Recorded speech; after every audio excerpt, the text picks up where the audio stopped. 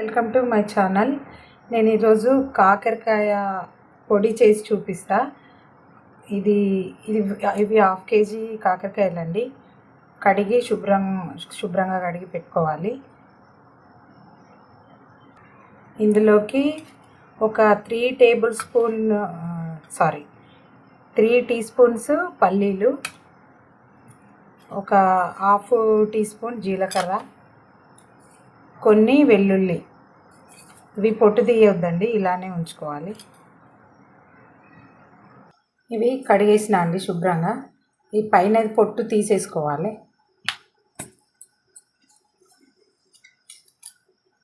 కొంచెం ఈ పైనది కాస్త పొట్టును తీసేయాలి.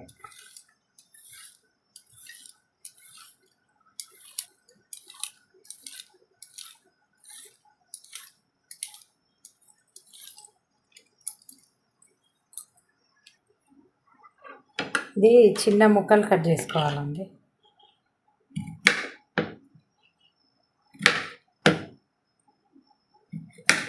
ఇట్లా గుండ్రగా కట్ చేయాలి.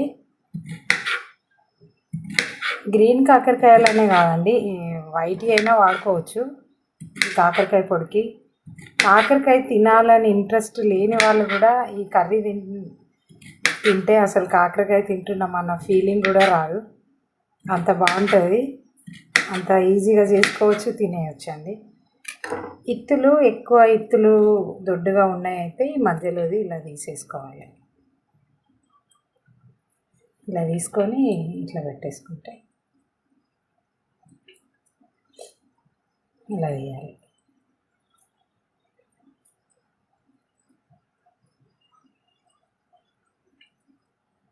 చాలా టేస్టీగా ఉంటుందండి.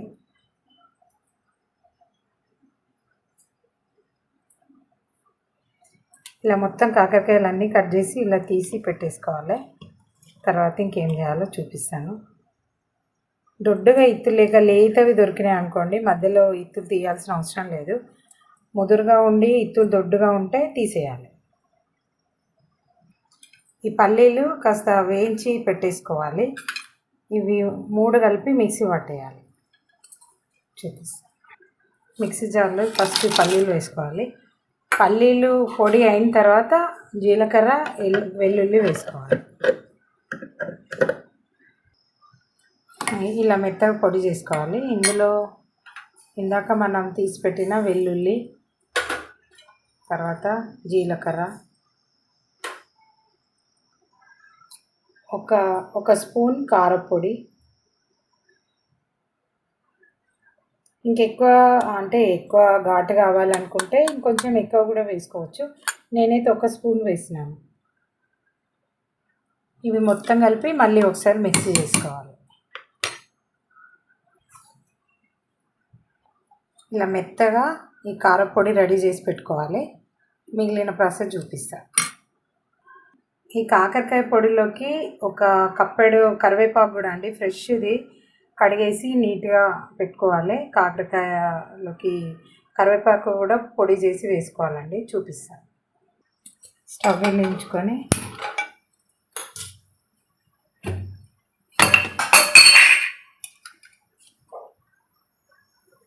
నూనె పోసేసుకోవాలండి. ఇందులో డీప్ ఫ్రైకి సరిపడినంత వేసుకోవాలి నూనె వేడైపోయిందండి. ఇందాక మనం తీసి పెట్టుకొని కాకరకాయలు వేసుకోవాలి. అందులో కొన్ని వేసుకొని వేయించేసేయాలి.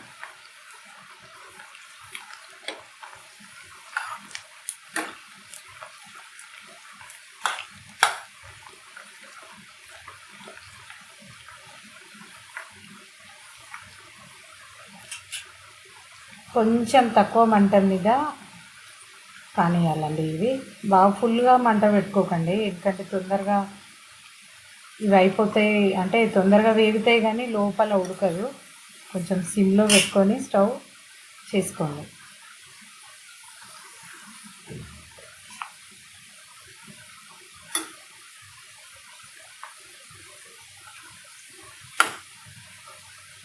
ఇది కొంచెం కలర్ మారే వరకు వేయించాలి. ఇవి కొంచెం నిదానంగా వేగుతాయండి. మీడియంలో పెట్టుకోండి, మరీ సిమ్ అని కాకుండా మీడియంలో పెట్టేసుకోండి. స్టవ్ మీడియంలో పెట్టుకొని ఇవి కొంచెం కలర్ మారే వరకు వేయించుకోవాలి.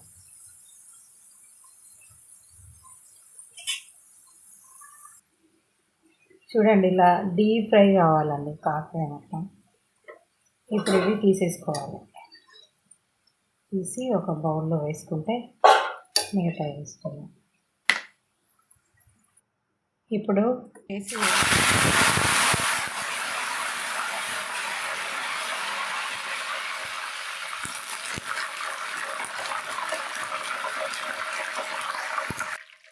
కరివేపాకు కూడా ఇట్లా వేయించేసేయాలి. ఇది కూడా ఇందాక వేయించి పెట్టుకున్న కాకరకాయలలో వేసేసుకుంటే అయిపోతాయండి.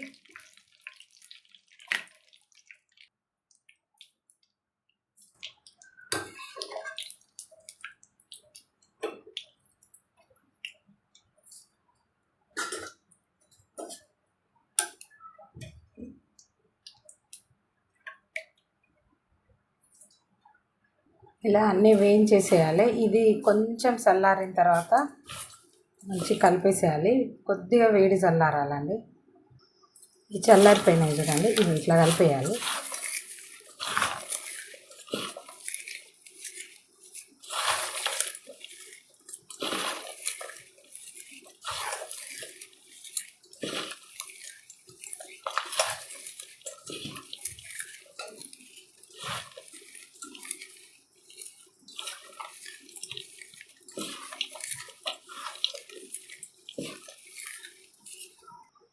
ఇందులోకి మనం ఇందాక చేసి పెట్టుకున్న కారం ఉంది కదా, పల్లీలు, వెల్లుల్లి, అది ఇందులో వేసేయాలి.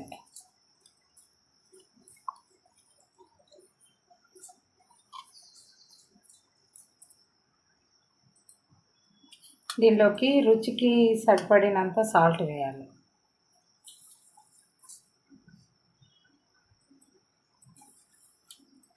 కొంచెం పసుపు,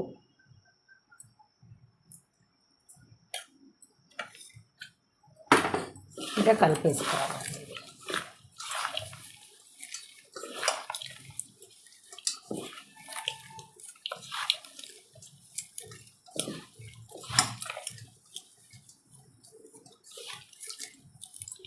ఇది మొత్తం చల్లారిన తర్వాత మంచిగా పొడి పొడిగా అయిపోతుంది. ఫ్రిడ్జ్లో పెట్టి ఉంచుకుంటే ఒక 1 వీక్ వరకైనా పప్పు అలాంటివి చేసుకుంటే దాన్ని పక్కన పెట్టుకొని తినేయచ్చు. ఉట్టిదే అన్నంలో కలుపుకొని తిన్నా కూడా మంచి టేస్ట్ ఉంటుందండి. తినాలేమో కాకరకాయ వద్దు అనుకునే వాళ్ళు కూడా తింటారు. ఇది మీరు ఒకసారి ట్రై చేయండి. ఇంతే అండి, కాకరకాయ వేపుడు రెడీ.